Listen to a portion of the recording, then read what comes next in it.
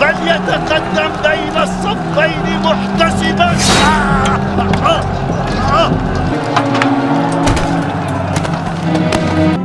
أيها الأمير، قتلنا عمار بن ياسر الذي يقول فيه رسول الله صلى الله عليه وسلم تقتله الفئة الباغية.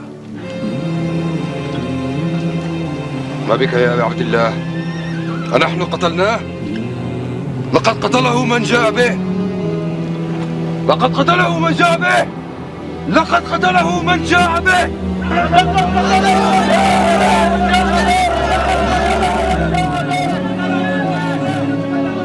إن صح تأويل معاوية، كان رسول الله صلى الله عليه وسلم هو قاتل حمزة، لأنه أخرجه معه لقتال المشركين يوم أحد. عمار بن یاسر رضی اللہ عنہ کو رسول اللہ صلی اللہ علیہ وسلم نے فرمایا تھا کہ تمہیں ایک باغی گروہ قتل کرے گا. یہ حدیث بالکل صحیح ہے، بخاری میں صحیح بخاری. تقتل الفئۃ الباغیہ، متواتر حدیث ہے. سیدنا عمار رضی اللہ عنہ کو باغی گروہ قتل کرے گا. آگے لکھا ہے کہ وہ حضرت امیر معاویہ رضی اللہ عنہ کے گروہ کی طرف سے قتل ہوئے. نہیں، حضرت علی کی طرف سے نہیں، حضرت امیر معاویہ کے گروہ کی طرح یہ غلط ہے. سیدنا علی رضی اللہ تعالیٰ عنہ کے فوج میں وہ موجود تھے، ان کے گروہ میں، ان کے لشکر میں موجود تھے، اور قتل کرنے والے جو تھے وہ سامنے والے شامی لشکر میں تھے. اور قتل کرنے والا جو تھا ابو الغادیہ تھا. ابو الغادیہ شامی امیر معاویہ رضی اللہ عنہ کے لشکر میں تھا. ابو الغادیہ تو ابو الغادیہ جو ہے، اچھا تو اب یہ باغی والا جو ہے ہم فتویٰ نہیں لگاتے بھائی. اس مسئلے میں یہ ہے کہ صحابہ کرام دونوں طرف صحابہ کرام تھے. مسئلہ اجتہادی تھا. اجتہادی خطا کی وجہ سے جو ہے وہ یہ کہہ سکتے ہیں کہ بھائی سیدنا علی رضی اللہ تعالیٰ کا گروہ جو ہے وہ اقرب الی الحق کے، وہ حق پر ہے. دوسرا جو گروہ ہے، اگر کوئی اس کو باغی کسی نے کہا بھی نا تو وہ خطا اجتہادی کے معنی میں، یعنی باغی جو ہے وہ کافر نہیں ہوتا ہے. مسلمان باغی مسلمان بھی ہو سکتا ہے. قرآن کی آیت ہے وَإِن طَائِفَتَانِ مِنَ الْمُؤْمِنِينَ اقْتَتَلُوا فَأَصْلِحُوا بَيْنَهُمَا. مومنوں کی دو جماعتیں. تو ہم پھر بھی سیدنا معاویہ رضی اللہ تعالیٰ عنہ یا ان کی جماعت کو باغی نہیں کہتے بھائی. لیکن یہ بات بالکل صحیح ہے کہ سیدنا عمار رضی اللہ تعالیٰ عنہ کو باغی جماعت قتل کرنے والی حدیث بالکل صحیح ہے. آپ نے فرمایا وَيْحَ عمار تقتل الفئۃ الباغیہ یدعوہم الی الجنہ ویدعونہ الی النار. عمار کی کیا بات ہے، ایک باغی گروہ ان کو شہید کر دے گا اور وہ اس باغی گروہ کو جنت کی طرف بلاتے ہوں گے، اور وہ باغی گروہ ان کو جہنم کی طرف بلائے گا. یہ نبی کریم صلی اللہ علیہ وسلم کا فرمان ہے، اور اس پر ہمارا ایمان ہے کہ یہ صحیح روایت ہے. صحیح بخاری میں 447 اور صحیح مسلم میں 2915 نمبر پہ. السلام علیکم ورحمۃ اللہ. بات یہ جی کہ ایک ریکارڈنگ میری پہلے تھی امن پوری اسلامک سینٹر سے. بعد میں نے ایک خطبہ جمعہ کے اندر پر مجمع میں یہ بات کہی تھی کہ سیدنا عمار کے جو قاتل ہیں ابو الغادیہ ہیں، ٹھیک ہے، رضی اللہ تعالیٰ عنہ. تو اس پہ کیا مسئلہ ہے جی؟ ایک انسان اس کی تحقیق نہیں ہے، اس کو کوئی مسئلہ ہے، بعد میں اس کو ایک بات سمجھ آ گئی، پہ مانگے تو حل اللہ اعلان بات کر دی. کیا ہم غلطی نہیں کر سکتے؟ کیا ہم ایک بات سے رجوع نہیں کر سکتے حق کی طرف؟ یہی کہا نا کہ صحابی رسول نے ان کو شہید کیا تھا. تو اس میں کیا مسئلہ ہے جی؟ اور ہم حق بات معلوم ہونے کے بعد بے مانگے دو حل ایک بات کرتے. جو میرے دل کی بات ہے وہ یہ ہے کہ واللہ اگر کبھی اس زمانے کے اندر ہم موجود ہو یا میں محمد اشرف قادری موجود ہوتا تو میں تلوار اٹھا کے مولا علی رضی اللہ تعالیٰ عنہ کے ساتھ ہوتا اور مولا علی رضی اللہ تعالیٰ عنہ کی طرف سے حضرت امیر معاویہ کے لشکر کے ساتھ میں لڑتا بھی. کیونکہ یہ ہمارے عقیدے کا تقاضا. ناصبیوں کا نظریہ کیا ہے کہ جی دونوں مجتہد تھے. ہاں جی، اب ہمیں یہ فیصلہ کرنے کا حق نہیں پہنچتا کہ ہم کہیں کہ کس کا اجتہاد صحیح تھا اور کس کا اجتہاد غلط. بے قصور و بے خطا حضرت معاویہ، یہ نعرہ موہم ناصبیت ہے. اس سے ناصبیت کی بو آتی. یہ مرزا جہلمی چھپا ہوا رافضی اہل سنت کا لبادہ اڑا ہوا وہ بدبخت ہر وقت ہر ٹائم اس خاندان کے اوپر حملہ آور، اس خاندان کی توہین و تشنیع کرنا. ایک حدیث گڑھی ہوئی ہے، ایک حدیث گڑھی ہوئی ہے، ایک حدیث گڑھی ہوئی ہے، یعنی مفہوم گڑا ہوا. حدیث تو درست ہے کہتا ہے عمار کو فیا باغیہ قتل کرے گا، وہ عمار کو جہنم کی طرف بلاتا ہوگا، معاذ اللہ، وہ عمار کو جہنم کی طرف بلاتا ہوگا، اور یہ جو جہنم کی طرف بلانے والا گروہ تھا نا معاذ اللہ، یہ امیر معاویہ کا تھا، امیر معاویہ نے قتل کیا تھا، امیر معاویہ معاذ اللہ جہنم کی طرف بلانے والا۔ جہلمی کہتا ہے نہیں جی نہیں، وہ تو گروہ جہنم کی طرف بلانے والا۔ آپ نے اپنی ابتدائی ویڈیو میں حضرت امیر معاویہ کے بارے میں موقف نرم رکھا، مگر اب کچھ عرصہ سے آپ کھل کر ان پر اپنا موقف بیان کر رہے ہیں۔ اللہ تعالیٰ مجھے معاف کرے جی، جب میں نے نرم رکھا ہوا تھا موقف، ہاں تو میں نے مطلب آپ مجھے اب توبہ بھی نہیں کرنے دیں گے؟ اللہ تعالیٰ میری ان غلطیوں سے درگزر فرمائے کہ جب میں نے کبوتر کی طرح آنکھیں بند کی، واضح قرآن و احادیث کے ہوتے ہوئے اگر ایسے میں نے کیا تو اللہ مجھے معاف کرے، حالانکہ ایسا نہیں تھا، مجھے اس وقت اتنی چیزیں کلیئر نہیں تھی، سیدھی سی بات ہے۔ وہ تو میرے بھائی، اگر آپ میرے زمانہ بریلویت کی کوئی ویڈیوز ریکارڈ ہوئی ہوتی ہیں لا کے آپ میرے سامنے رکھ دیتے کہ انجینئر صاحب آپ تو پہلے یہ کہتے تھے اب یہ کہتے ہیں، تو میں آپ کو کہتا کہ بھائی اگر ہم قرآن و سنت کی روشنی میں پرانے بزرگوں کو غلط کہہ رہے ہیں تو اپنے آپ کو میں غلط نہیں کہوں گا قرآن و سنت کے دلائل کی روشنی میں؟ اس میں کون سی ایسی عیب والی بات ہے؟ وہ ایک کسی چینل نے وہ کلپ میرا اسی حوالے سے اپلوڈ کیا ہوا، حالانکہ میں ان باتوں کے جواب کئی دفعہ دے چکا ہوں، اور مختلف علماء وہ کہ پہلے یہ کہتا تھا فلاں یہ کہتا تھا، پہلے بھی جو میں کہتا تھا اس میں جو رسپیکٹ والا پہلو ہے وہ آج تک قائم ہے۔ میرے علاوہ اس پلانٹ ارتھ پہ کوئی بندہ ایسا نہیں ہے جو حضرت معاویہ رضی اللہ تعالیٰ عنہ کی قرآن، بخاری اور مسلم کی روشنی میں غلطیاں بتا کے انہیں رضی اللہ عنہ کہتا ہو اور غلطیاں بتاتا ہو۔ لوگ تو کہتے ہیں غلطیوں پہ پردہ ڈالو، یا دوسری طرف وہ ایکسٹریم پہ روافظ ہیں جو ان کی صحابیت کی بھی نفی کرتے ہیں، ان کو منافق بھی کہتے ہیں، نعوذ باللہ۔ ہم نے یہ نہیں کیا، ہم نے کبھی بھی حق کا راستہ نہیں چھوڑا، بالکل جو بات جس طرح یہ من و ان بیان کی ہے۔ وہ تو میں نے آپ کو بتایا کہ یہ فتنہ کھڑا کیا تھا ڈاکٹر ذاکر نائک نے 2009 کے اندر، جب انہوں نے یزید کو رضی اللہ تعالیٰ عنہ کہا اور وہ فتنہ پھیلا۔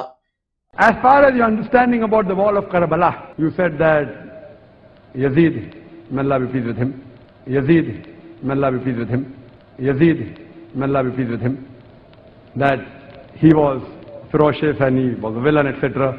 There's difference of opinion. We're not here to discuss about history, and neither do I want to get a difference in the Muslim Ummah. What we say, there's a difference of opinion between the Sahabas. That is history. جب doctor Zakir Naik کسی topic پہ بات کریں تو وہ کروڑوں مسلمانوں تک پہنچ گئی نا۔ 2 سال تک یہ سارے لوگ تماشا دیکھتے رہے، صرف ڈاکٹر تعلق قادری صاحب نے کوئی کلام کیا تھوڑا بہت، یا مولانا اسحاق صاحب نے، لیکن ظاہر ہے کہ ان کی بات اس طریقے سے پبلکلی نہیں پہنچی جس طرح پہنچنی چاہیے تھی۔ کسی اہل حدیث عالم نے آگے بڑھ کے یہ نہیں کہا کہ یار تجھے کیا تکلیف ہے کہ ایک کربلا پرانی ہو چکی ہے اور تم آج حضرت حسین کے مقابلے پہ اسے بھی میں اللہ پلیز ود ہم رضی اللہ عنہ کہہ رہے ہو، یزید کو کوئی شرم و حیا کرو، مسلمانوں میں فتنہ ڈال رہے ہو۔ کسی نے نہیں اس کو کہا، کیونکہ یہ ان کے اندر گھسی ہوئی ناسبیت کی تسکین ہو رہی تھی، کیونکہ یزید کو یہ برا تو نہیں سمجھتے۔ رحمت اللہ علیہ بھی کہتے ہیں، ان کا ابن تیمیہ تو وہ بشارت لگا گیا، جھوٹی فٹ کر گیا قسطنطینیہ والی، جس کا میں نے پوسٹ مارٹم کیا تھا، میری یوٹیوب پہ آپ ویڈیو دیکھ لیں، کیا یزید جنتی لشکر میں شامل تھا، اور اسی سے ڈسیو ہو کے ڈاکٹر ذاکر نائک نے بھی اسے جنتی ڈکلیئر کیا۔ ہم نہیں کہتے آپ اسے جہنمی کہیں، لیکن جنت کے جھوٹے ٹکٹ نہ بانٹیں آپ، اور رضی اللہ عنہ تو نہ کہیں۔ تو 10 دسمبر 2011 کو میں نے پہلی دفعہ وہ ویڈیو ریکارڈ کروائی، وہ بھی ویب کیم کے اوپر ویڈیو ریکارڈ ہوئی تھی، مسئلہ 61 حسینیت اور یزیدیت کا تحقیقی جائزہ۔ وہ ویڈیو ہمارے چینل پہ تو بڑے تھوڑے لوگوں نے شروع میں دیکھی، پھر وہ ویڈیو مولانا اسحاق صاحب رحمہ اللہ کے چینل کے اوپر کسی نے اپلوڈ کی، اس پہ کافی ویورشپ آئی، اس کی وجہ سے ہماری بھی چینل کے اوپر ویورشپ آ گئی اس کی۔ 1 مہینے میں 5000 لوگوں نے وہ ویڈیو دیکھ لی۔ حالانکہ یہاں تو اب ماشاء اللہ تعالی بعض ویڈیوز تو آدھے گھنٹے میں 5000 سے زیادہ لوگ دیکھ لیتے ہیں، ہماری اکثر ویڈیوز 24 گھنٹے میں، 24 نہیں تو 48 گھنٹے کے اندر 1 لاکھ کراس کر جاتی ہیں۔ یہ میں اس زمانے کی بات کر رہا ہوں کہ جب 1 مہینے کے اندر 5000 لوگوں نے دیکھی تو وہ ویڈیو ایک قسم کی اس زمانے کے اعتبار سے تو وائرل ہو گئی، کیونکہ ان لوگوں تک بھی پہنچ گئی جنہیں تکلیف ہونی تھی. وہ 500 نے بھی دیکھی ہوتی نا اور ان تک پہنچتی جن کو تکلیف تھی اس ویڈیو کی، تو سمجھیں کہ وہ 5 لاکھ تک پہنچ گئی. جب ان تک پہنچی تو انہوں نے بجائے مجھے اپریشیٹ کرنے کے، انہوں نے الٹا میرے خلاف پروپیگنڈا کرنا شروع کر دیا. اور مجھے چپ کروانے کے لیے انہوں نے یہ راستہ اختیار کیا کہ جی اگر آپ یزید کو برا کہیں گے تو پھر اس میں حضرت معاویہ بھی آئیں گے. اس وقت تک میں سیدنا معاویہ کہا کرتا تھا، آپ کو یاد ہے، ٹھیک ہے. یہ میں نے کچھ عرصے سے حضرت معاویہ کہنا شروع کیا، ٹھیک ہے. مجھے تو یہ شرم آتی ہے کہ میں سیدنا علی بول رہا ہوں اور اس کے مقابلے پہ ایک اور شخص کو جو ان سے جنگیں کرتا رہا میں اسے سیدنا کہہ کے پکاروں. ظاہر ہے میں اگر حضرت علی کے زمانے میں ہوتا تو میرے سید، میرے خلیفہ تو مولا علی ہوتے نا، تو ان کا مخالف تو میرا سید تو نہیں ہو سکتا نا، اس کے خلاف تو میں جنگ کر رہا ہوتا اس زمانے میں. تو لیکن رسپیکٹ اپنی جگہ ہم نے حضرت معاویہ کہا رضی اللہ تعالیٰ عنہ. تو اس وقت انہوں نے کہا کہ اس میں تو پھر ان کا نام بھی آئے گا. واللہ مجھے اس وقت تک آئیڈیا نہیں تھا کہ یہ کام ڈالا کس بندے نے. اس کے بعد میں نے تحقیق کرنی شروع کی، مولانا اسحاق صاحب کا تعارف ہوا، ان کے میں نے خلافت کے لیکچر دیکھے، پھر میں نے خود سے کتاب الفتن پڑھنے شروع کیے اور کافی ساری چیزیں جب میرے سامنے جمع ہوئی نا. لیکن یہ بھی 3 سال کا عرصہ اس میں گزرا. یہ ویڈیو ریکارڈ ہوئی تھی 10 دسمبر 2011 کو، اور پھر جا کے 2014 کے اندر دسمبر میں نے وہ ان کے اوپر علمی ایٹم بم پھاڑا. وہ جو اہل حدیث کی مسجد میں میرا لیکچر ریکارڈ ہوا، مسئلہ نمبر 101، صحیح مسئلہ خروج اور فکر حسین حق پرستی کی علامت ہے. مسئلہ 101 جس میں نے جنگ جمل، صفین، نہروان اس کے حوالے سے کھل کے گفتگو کی. وہ سمجھیں کہ تحویل قبلہ تھا. وہ میری پہلی دفعہ اناؤنسمنٹ تھی اس حوالے سے کہ یار یہ مسئلہ خراب کس نے کیا ہے. لیکن اس میں بھی آپ دیکھیں رسپیکٹ والی بات تھی. اس وقت تک میرے کربلا والے ریسرچ پیپر میں صرف 50 احادیث تھیں. پھر جب یہ اعتراض کھڑے کرتے کہ میں حدیثیں بڑھاتا گیا، اب 200 سے زیادہ ہو چکی ہیں. کربلا والا ریسرچ پیپر جو ہے، واقعہ کربلا کا حقیقی پس منظر 72 صحیح الاسناد احادیث کی روشنی میں جڑیں بڑھو، تو اس میں جو حدیثیں بخاری مسلم سے لکھی ہیں انہیں فراڈ ڈکلیئر کرو تاکہ ہم آپ سے حجیت حدیث کا مقدمہ لڑیں. یہ کیا بات ہوئی کہ یہ رافضیوں والی باتیں کر رہا ہے؟ تو مجھے تو اس سے کوئی فرق نہیں پڑے گا. آپ جتنا چیخیں گے اتنا آپ کا نقصان ہوگا. آپ جتنا بنو امیہ کا دفاع کریں گے بچنا تو اس نے کوئی نہیں ہے، کیونکہ بخاری مسلم کھڑی ہے نا بنو امیہ کے خلاف. انجینئر صاحب تو نہیں کھڑے ہوئے، ہم تو ڈاکی ہیں. ہم بخاری مسلم میں رفع الیدین کی حدیثوں کو بھی مانتے ہیں اور اس حدیث کو بھی مانتے ہیں، تقتلہ الفئۃ الباغیہ. ہاں وہی عمار، افسوس ہے عمار. تقتلہ الفئۃ الباغیہ یدعوہم الی اللہ یدعوہم الی الجنہ، دونوں الفاظ موجود ہیں، ویدعونہ الی النار. عمار افسوس، تجھے ایک باغی جماعت قتل کرے گی، تو انہیں اللہ اور جنت کی طرف بلا رہا ہوگا اور وہ جماعت تجھے جہنم کی آگ کی طرف بلا رہی ہوگی.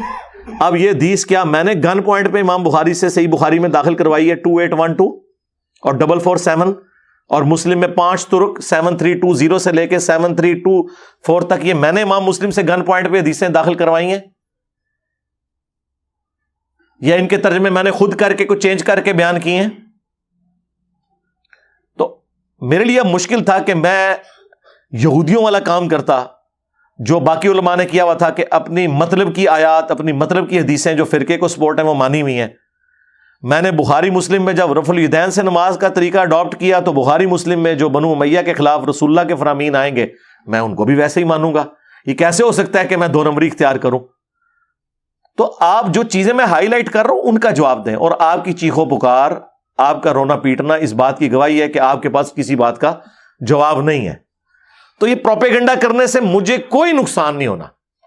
میں نے اس لیے کہا تھا تھوڑی منجی ٹھک گئی، جے چاہتے ہو رہا کہ کوئی 25-30 سال کٹ جاؤ تو خاموشی اختیار کرو. چیخو گے تو میں تو وہ نہیں ہوں کہ غامدی صاحب کی طرح جا کے امریکہ میں بیٹھ جاؤں گا. ہاں میں ٹھوک دیا گا منجی، جیڑی کل میں ٹھوکنی میں آج ٹھوکاں گا. جتنی بار بولو کہ میں اتنی بار ٹھوکاں گا.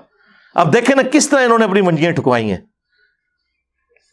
نہ وہ لال رومال والا مجھے گالیاں نکالتا قرآن و سنت بیان کرنے کے اوپر، تو نہ وہابی ایکسپوز ہوتے.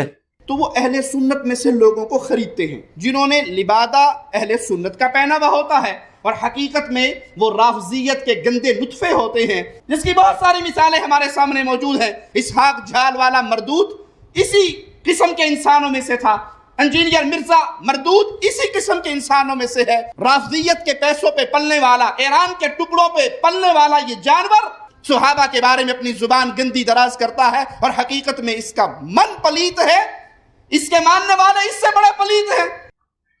10 سال میں نے صبر کیا، میں نے اہل حدیث کو کبھی وہابی نہیں بولا تھا، اور ہمیشہ یہ کہا کہ قرآن و سنت کے سب سے زیادہ قریب ہے۔ آج بھی میں کہتا ہوں منٹ 100% ٹھیک ہے اگر اس پہ عمل کریں۔ جس طرح میں کہتا ہوں کہ یہودیوں اور مسلمانوں کا اگر کمپیریزن کروایا جائے تو مسلمان حق پہ ہیں، لیکن اس کا یہ مطلب نہیں کہ مسلمان شرابی ہے، چور ہے تو یہ شراب پینا، چوری کرنا، زنا کرنا حلال ہو جائے گا۔ مسلمان حق پہ ہے اگر اسلام کے مطابق چلے۔ اہل حدیث بھی حق پہ تب ہوں گے جب احادیث کے مطابق چلیں۔ اگر وہ کہیں گے ہم نے اپنی مطلب کی حدیثیں ماننی ہے، دوسری بخاری مسلم میں بھی ہوں، تو ہم نے کبوتر کی طرح آنکھیں بند کرنی ہے، تو اس طریقے سے تو کام نہیں چلے گا۔ تو میں جو کچھ پہلے کہتا رہا اس سے کوئی نفی نہیں کی، صرف ایک چیز میں نے اس وقت بیان کی تھی کہ ہم اس طرح کی ڈسکشن کو نہیں کرتے، اور وہ اس وجہ سے کی کہ ہمیں انہوں نے یہ پڑھایا تھا۔ جب بعد میں نے پڑھا کہ یہ جو لوگ ڈسکشن سے منع کرتے ہیں یہ تو خود اعلان کر رہے ہیں کہ چور کی داڑھی میں تنکا، یہ تو حنفی بھی کہہ رہے ہیں کہ یہاں پہ چونکہ حنفیوں کی اکثریت ہے لہٰذا رفع الیدین والی حدیثیں بخاری مسلم کی بیان نہیں کرنی چاہیے، اس سے فتنہ کھڑا ہوتا ہے۔ اونچی آمین کی حدیثیں نہ بیان کریں، فتنہ کھڑا ہوتا ہے۔ اور بریلوی کہتے ہیں کہ جی قل انما انا بشر مثلکم نہ پڑھیں، نبی علیہ السلام کی تنقیص کا پہلو اس سے نکلتا ہے، فتنہ کھڑا ہوگا۔ تو ان ساری باتوں کے جواب میں ہم کیا کہتے ہیں؟ رکو ذرا، صبر کرو، ہم یہ پڑھیں گے بھی اور تمہیں صحیح فہم بھی سمجھائیں گے ان احادیث کا، ان آیات کا۔ کیا ہم اس سے آنکھیں بند کر لیتے ہیں؟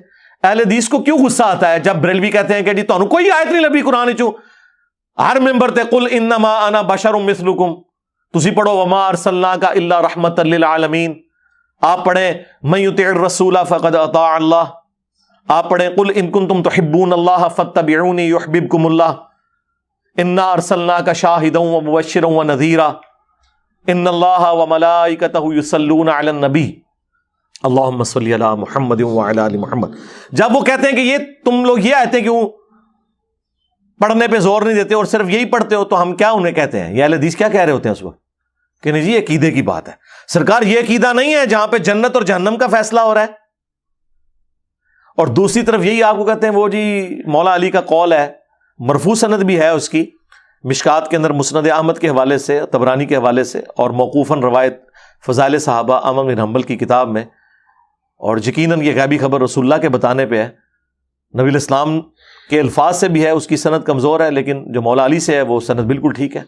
نبی علیہ السلام نے مولا علی سے فرمایا کہ تیری مثال میری امت میں عیسیٰ ابن مریم کی سی ہے۔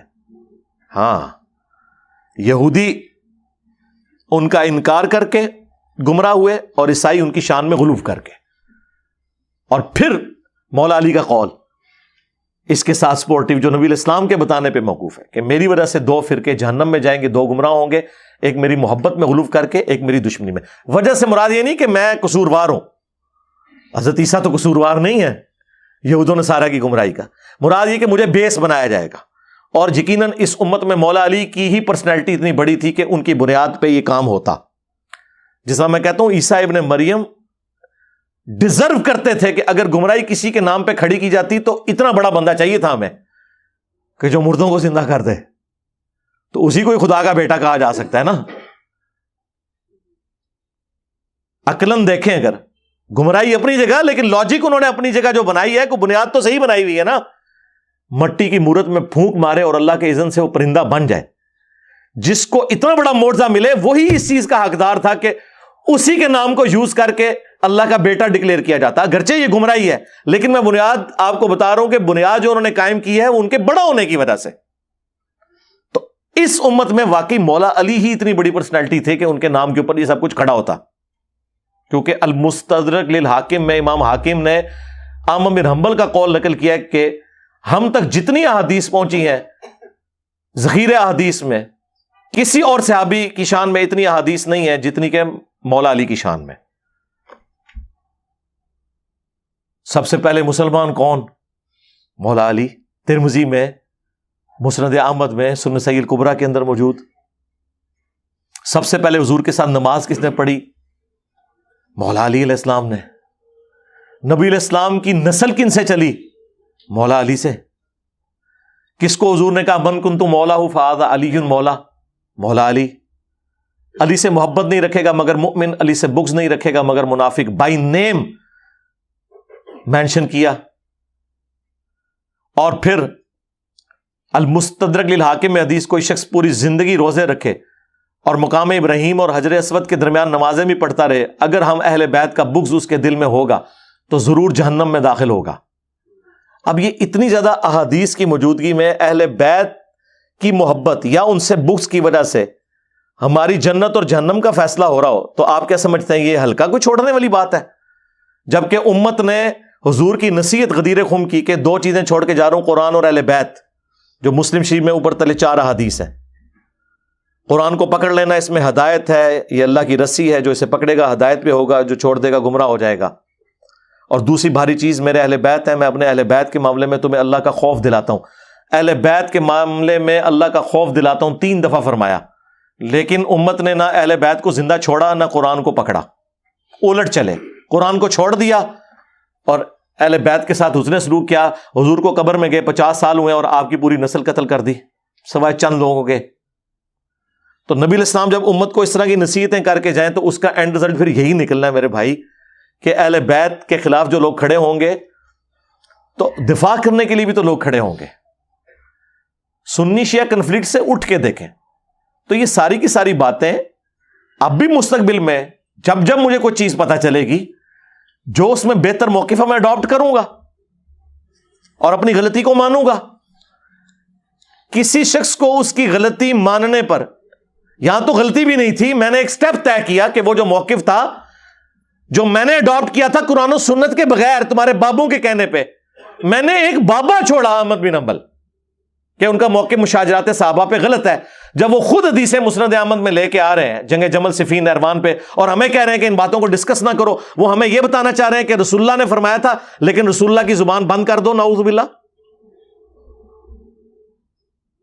حاجی پہلے خلیفہ کے مخالفین مرتد واجب القتل، دوسرے خلیفہ کے مخالفین کافر رومنز اور پرشینز، تیسرے خلیفہ کے مخالفین جی بلوائی خارجی، حالانکہ وہ خارجی نہیں تھے، خوارج کی ٹرم جو ہے حضرت علی کے زمانے میں آئی ہے. چوتھے خلیفہ کے مخالفین رضی اللہ عنہ. تو علیکم بسنتی و سنت الخلفاء الراشدین المہدیین جو ابو داؤد ترمذی کی حدیث ہے وہ کدھر گئی؟ اور ابو داؤد ترمذی میں یہ ہے کہ خلافت 30 سال تک ہے، ابو بکر کے 2 سال، وہ صحابی کہتے ہیں سفینہ جو حدیث کے راوی ہیں، عمر کے 10 سال، عثمان کے 12 اور علی کے 6 سال، اس میں 5 مہینے حسن ابن علی کے بھی شامل ہیں. اور جب پوچھا گیا کہ یہ بنو امیہ کیا ہے، انہوں نے کہا یہ شریر 3 بادشاہ ہیں. ان کی پیٹھ سے یہ جھوٹ نکلا جو کہہ رہے ہیں کہ علی علیہ السلام خلیفہ نہیں ہے. علی علیہ السلام لکھا ہے امام داؤد نے، اور مصنف ابن ابی شیبہ اور مسند ابی داؤد طیالسی میں تو یہ حدیث میں آگے الفاظ ہیں. وہ راوی پوچھتا ہے اس صحابی سے کہ یہ پھر معاویہ کیا ہوئے؟ انہوں نے کہا یہ مسلمانوں کے پہلے بادشاہ ہیں، یہ خلیفہ راشد نہیں ہے. ہم حضرت معاویہ کو خلیفہ بھی نہیں مانتے، بادشاہ مانتے ہیں. خلیفہ ایک متبرک ٹرم ہے جو خلفۂ راشدین پہ بولی جاتی ہے. ویسے تو آپ بے شک شہباز شریف کو بھی خلیفہ آج کہہ لیں، یا پہلے عمران خان کو بھی کہتے ہیں، آپ کے کہنے سے کوئی نہیں ہوگا، آپ یزید کو بھی کہہ لیں، لیکن یہ حکمران ہے، ان معنوں میں آپ خلیفہ کہیں گے. جو خلافت ایز اے ٹرم خلیفہ راشد ہے وہ وہی 5 ہے، ابو بکر، عمر، عثمان، علی، حسن ابن علی، یا بعد میں کسی درجے میں عمر بن عبدالعزیز. تو واضح اس میں موجود ہے کہ بادشاہوں میں سے بادشاہ ہیں حضرت معاویہ. اور مصنف ابن ابی شیبہ میں تو الفاظ ہیں کہ یہ سخت گیر بادشاہ ہیں اور ان کا پہلا بادشاہ معاویہ ہے. لہذا وہ جو مسند احمد کی حدیث ہے نا، کاٹ کھانے والی ملوکیت خلافت راشدہ کے بعد، تو یہ تو سٹارٹ کرتے ہیں بعد میں. حضرت سفینہ نے وہ ساتھ ہی سٹارٹ کر دیے کہ پہلا بادشاہ یزید نہیں ہے، پہلا بادشاہ کون ہے؟ معاویہ ابن ابی سفیان رضی اللہ تعالیٰ عنہ. ہم تو احترام سے نام لیں گے. تو یار اگر کسی بندے کو وقت کے ساتھ کلیئر ہوا کہ میرے نبی نے یہ فرمایا تھا، یہ بابے نے غلط کہا ہے، اب بھی ہمیں کئی باتیں جب وقت کے ساتھ کلیئر ہوتی ہیں تو ہم اس میں دیکھیں امام بخاری سے میری عقیدت کسی سے ڈھکی چھپی ہے؟ شاید 1200 سال میں امام بخاری کو اس طرح کسی نے پروجیکٹ نہ کیا ہو دنیا کے سامنے جس طرح ہمارے اس پلیٹ فارم نے بخاری کی رٹ لگوائی ہے. اہل حدیث نے کیا لیکن وہ اپنے فرقے کی حد تک نا, پوری دنیا میں تو ان کو کیا اوقات ہے آپ کو پتا ہے. مسجد میں چلے جائیں تو لوگ مسجد ہوتے تھے, بریلوی, دیوبندی, شیعہ, کبھی یہ بخاری کا نام احترام سے لیتے تھے؟ ہم نے کس لیول پہ جا کے امام بخاری, اس کے باوجود فاتحہ خلف الامام کے مسئلے میں نے امام بخاری سے اختلاف کیا کہ امام بخاری کا تفرد ہے کہ جہری نمازوں میں بھی زبردستی پیچھے فاتحہ پڑھی جائے, اگرچہ انہوں نے اپنے لیے اسکیپ روٹ چھوڑا ہوا ہے. جز القراء کے مقدمے میں انہوں نے لکھا ہے کہ قرآن میں واضح آیا وَإِذَا قُرِئَ الْقُرْآنُ فَاسْتَمِعُوا لَهُ وَأَنصِتُوا, قرآن جب پڑھا جائے تو خاموشی سے اسے سنو تاکہ تم پر رحم کیا جائے. اور حدیث کہتی ہے جو بخاری مسلم دونوں میں ہے, لا صلاۃ لمن لم یقرأ بفاتحۃ الکتاب, اس کی نماز ہی نہیں ہے جو فاتحہ نہیں پڑھتا. تو امام بخاری نے مقدمے میں اپنی کتاب کے لکھا ہے کہ ہم نے قرآن پہ بھی عمل کرنا ہے, حدیث پہ بھی کرنا ہے, تو اب کیا کریں؟ تو انہوں نے کہا سلف یہ کرتے تھے کہ سکتہ کیا کرتے تھے, جب امام قرات کر رہا ہوتا تھا پیچھے کوئی فاتحہ نہیں پڑھتا تھا, اس وقفے میں پڑھتا تھا. جو ابو داؤد میں حدیث ہے نبی علیہ السلام کے 2 سکتے ہوتے تھے, ایک فاتحہ سے پہلے ثنا پڑھنے کے لیے اور دوسرا رکوع میں جانے سے پہلے, وہ ہر رکعت میں ہوتا تھا. امام بخاری نے اپنے آپ کو بڑا بچایا ہے, انہوں نے جو ہے وہ قرآن پہ بھی عمل کی بات کی, حدیث پہ بھی عمل کی بات کی. لیکن یہاں پہ اہل حدیث کہتے ہیں نہیں, امام پڑھ بھی رہا تب بھی دب کے رکھو. اور میں نے بھی یہی کہا تھا 2014 تک, میں یہ کہتا رہا ہوں, ایون 2014 چھوڑ دیں 2017 تک یہی کہتا رہا ہوں. پھر میری وہ نیو فاتح خلف الامام والی ویڈیو ریکارڈ ہوئی جس میں نے کہا یہ غلو پہ مبنی ہے.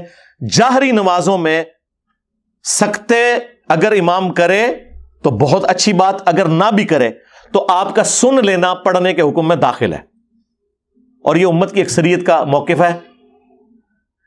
امام حنیفہ تو خیر سائڈ پہ ہے, وہ تو یعنی اس میں کور ہو ہی جائیں گے. احمد بن حنبل, امام شافعی, امام مالک, خصوصاً امام مالک, اور خود اہل حدیث کے یہاں بڑی پرسنالٹی ابن تیمیہ, ان کا یہی موقف ہے. اور میں نے پورا وہ پھر ڈاکٹرن کلیئر کیا. میں نے امام بخاری سے اختلاف کیا اس مسئلے میں, رسپیکٹ اپنی جگہ. تو وقت کے ساتھ چیزیں جب کلیئر ہوتی ہیں تو انسان ایک سٹیپ طے کرتا ہے کہ ہاں یار اس معاملے میں کتنا عرصہ یہ کہتا رہا کہ مٹھی کے بعد داڑھی رکھنا افضل ہے. میری مٹھی سے زیادہ ہے, میں نے کبھی کاٹی نہیں ہے, ضرورت ہی نہیں پڑی, نیچرلی اتنی ہے, سچی داڑھی ہے.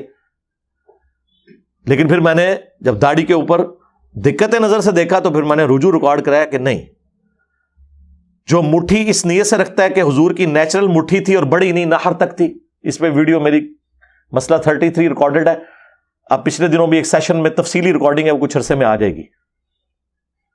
اس کے لیے افضل ہے مٹھی کے بعد کاٹنا, کیونکہ تینوں صحابہ جو راویان احادیث ہیں داڑھی بڑھانے والی, حضرت ابو ہریرہ, ابن عباس اور ابن عمر, تینوں مٹھی کے بعد داڑھی کاٹتے تھے.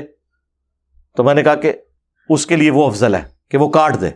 اور جو یہ سمجھتا ہے کہ حضور کی نیچرل اتنی تھی, میری بھی نیچرل جتنی ہوئی میں نیچرل رکھوں گا, ویسے رکھے. عثمان بھائی کی مٹھی سے کتنی بڑی ہے, میں نے کبھی ان کو کہا کہ کاٹو, میں نے خود نہیں کبھی کاٹی ہے. دیکھیں میری تو ان ایون کئی بال بڑے ہوئے ہیں, کبھی نہیں کاٹے کہ یار برابر کر لیں. لیکن میں نے موقف ریکارڈ کرایا کہ نہیں یار یہ مٹھی کے بعد رکھنا کوئی افضل نہیں ہے. جو رکھنا چاہتا ہے اس کے لیے وہ افضل ہے, جو حضور کے برابر رکھنا چاہتا ہے, ان سے نہیں بڑھنے دینا چاہتا, اس کے لیے وہ افضل ہے. تو سٹیپ وائز میں نے چیزوں کو لرن کیا کہ ہاں یار اس میں مزید. دیکھیں میں پہلے آپ کو مزاروں پہ جانے سے روکتا تھا, قبروں پہ نہیں, مزاروں پہ. قبروں پہ تو جانا ہے, مسلم شریف کی حدیث ہے, قبروں پہ جاؤ تاکہ آخرت کی یاد آئے. لیکن مزاروں پہ جانے سے روکتا تھا کہ یار یہ بے حیائی کے اڈے بنے ہوئے ہیں, شرکی ایکٹیویٹیز ہو رہی ہیں وہاں پہ, مرد و عورت کا اختلاط ہے. لیکن اب میں نے آپ کو اجازت دی ہے کہ مرد و عورت کے اختلاط سے بچتے ہوئے کھڑے ہو کے بلند آواز سے کہیں کہ اے اللہ, اس بزرگ نے اپنی زندگی میں جتنے گناہ چھپ چھپ کے کیے لوگوں سے اپنی بزرگی قائم رکھنے کے لیے, جان بوجھ کے کیے یا انجانے میں کیے, کچھ نہ کچھ تو ہوا ہوگا نا جی. جب کہتے ہیں بزرگ نے توبہ کر لی تو پہلے کیا کرتا رہا ہو. ہاں کہتے ہیں نا بازید بستامی جو ہے ان کے دادا آتش پرست تھے اور بعد مسلمان ہوئے. پہلے تو آتش پرست احسن نا, پہلے تو کم پایا نا, بعد بھی پایا ہے, لیکن وہ چھوڑ دو, اسی ہوتے اختلاف چھوڑ دو, ایک لادہ پاس. تو اے اللہ ان کے چھوٹے بڑے جو چھپ کے کیے, جو ظاہر کیے, وہ گناہ معاف کر دے. اے اللہ ان کی قبر میں کیڑے نہ پڑے, اے اللہ ان پہ گنجا سام مسلط نہ ہو. تو یہ بلند آواز سے وہاں دعائیں کریں اور جائیں جس مزار پہ آپ نے جانا. دیکھیں میں نے رجوع ریکارڈ کروایا ہے نا, تو میرا رائٹ ہے, ٹھیک ہے. اس اعتبار سے جہاں جہاں کوئی چیز کلیئر ہوتی ہے میں مزید ایک سٹیپ, ایون جہاں غلطی ہوئی ہے وہ بھی میں نے ہائی لائٹ کی کہ مجھ سے بعض اوقات یعنی اگنورینس میں نے وہ چپل الٹی کرنے والے مسئلے میں الیاس قادری صاحب کے اوپر ٹانٹ کیا تھا. وہ ویڈیو 4 لاکھ لوگ دیکھ گئے. مجھے بعد میں کسی نے بتایا کہ انہوں نے تو اس کے الٹ بات کی ہوئی ہے, انہوں نے تو وہی بات کی جو آپ نے کی ہوئی ہے. وہ مجھے کسی بھائی نے کہا کہ میں نے کلپ دیکھا, اس کے بعد میری توبہ, میں جب تک کلپ خود نہ دیکھوں نا میں تو کسی کے بارے میں کوئی رائے قائم ہی نہیں کرتا. میں نے اس کے اوپر رجوع ریکارڈ کروایا. پچھلے دنوں بھی میں وہ ایک ضمناً ایک پرچی پڑھ رہا تھا, وہ یعنی قبر کے حوالے سے کہ یہ جو زیادہ ہنسنا, اس میں اب ظاہر ہے وہ تو حدیث ابن ماجہ میں اور ترمذی میں موجود ہے, لیکن میرا اس طرف دھیان اس وقت نہیں گیا. میں نے وہ باپا جانی دماغ پہ چڑھ, میں نے کہا یہ باپا جانی کا فرمان ہے. یعنی وہ جو ایک ہنسنے کے خلاف ایک مہم کھڑی کی ہوئی ہوتی ہے نا, کہ بدل ہر وقت جو ٹسوے بہاتا رہے یا روتا رہے وہ کوئی مومن ہوتا ہے اور ہنسنا کوئی برا کام ہے. تو میں اس کانٹیکسٹ میں کرتے کرتے میں نے وہ حدیث تو میرے ذہن سے اتری ہوئی تھی. وہ بعد میں مجھے پھر کسی نے کہا کہ آپ نے یہ تو حدیث میں بھی الفاظ ہے. میں نے کہا یار وہ تو میں مزاح کے حق میں بات کر رہا تھا, میں وہ تو حدیث میرے ذہن میں نہیں تھی اس وقت. میں نے پھر اس کی کلیریفیکیشن بھی ریکارڈ کروائی. تو جہاں کوئی مسئلہ مس ہینڈل ہو جاتا ہے تو وہ آپ اس کو بجائے اپریشیٹ کرنے کے آپ اس کو اس کا نیگیٹو پوائنٹ بنا کے پیش کریں, تو یہ تو ہماری خوبی ہے. تو آپ لوگوں کے لیے تو میں ٹھیک کہتا ہوں کہ آپ کے جتنے بزرگان دین ہیں, آپ کے جتنے مفتی اعظم ہیں, اگر یہ قادیانیوں کے گھر پیدا ہوتے تو قادیانی مرتے, کیونکہ یہ تو رجوع کرتے ہی نہیں اپنی غلطی پہ ہیں. لیکن میرے بارے میں تو کوئی نہیں کہہ سکتا. میں 7100 فرقے پھر بیٹھا ہوں بھی کوئی صحیح گال پتہ لگے گی وہ میں یعنی بات اڈاپٹ کروں گا قرآن و سنت کے دلائل کی روشنی میں. تو وقت کے ساتھ انسان کو جب کوئی چیز کلیئر ہو تو اسے فوراً مان لینا چاہیے. جب مجھے پتا چلا کہ یار یہ امت کے ساتھ بہت بڑا دھوکہ ہوا ہے, اور یہ مولانا مودودی نے خلافت و ملوکیت لکھ کے جو امت پہ احسان, اور یہ خلافت و ملوکیت تو میں نے اپنے لیکچر کے بعد پڑھی ہے, 2012 میں جا کے میں نے یہ پڑھی تھی. پھر میں نے اس پہ نہیں اکتفا کیا, میں نے بخاری مسلم سے 200 احادیث جمع کی ہیں. وہ پمفلٹ عربی میں بھی ہے, اردو میں بھی ہے, اور ہندی میں بھی ہے, انگلش میں بھی ہے, بنگلہ زبان میں بھی ہے. ہماری ویب سائٹ سے آپ ڈاؤن لوڈ کریں اور بتائیں کہ یہ جو باقی چیزیں چھوڑ دیں جو ادر دین بخاری مسلم ہے, اس میں تو آپ لچ تلیں گے کہ ہمارے نزدیک صحیح نہیں ہے, حالانکہ آپ کے ابے اسے صحیح کہہ کے گئے ہوں گے. شیخ البانی بھی, شیخ زبیلی زئی بھی, امام حاکم بھی, امام زاہبی بھی, آپ کو وہ کوئی نظر نہیں آئے گا. صرف آپ اپنے ماموں کو بچانے کی خاطر ہر حدیث کو آپ کاٹتے چلے جائیں گے. بخاری مسلم کا کیا کرو گے؟ اور تمہارے پوری کے پوری یہ ماموں پارٹی کی موت ایک حدیث ہے, تقتلہ الفئۃ الباغیہ یدعوہم الی اللہ ویدعونہ الی النار. ایک حدیث ہی آپ کی پوری ماموں پارٹی کی موت ہے. ایسا کچھ کرو, وہ بھی ویسے کچھ کر دے میرے بچوں, کرنے کی کوشش کر رہے ہیں, جو مرضی کر لیں, یہ تو آپ کے گھاٹے فٹ ہوئی ہوئی ہے. تو اب بھی کوئی صحیح بات پتہ چلے گی انشاءاللہ میں اس کے اوپر نیکسٹ ورژن اڈاپٹ کروں گا انشاءاللہ. یہ تقاضا ہے ایک مومن کا. صلو علی محمد و آل محمد, اللہم صلی علی محمد وعلی آل محمد واصحاب محمد وازواج محمد اجمعین الی یوم الدین.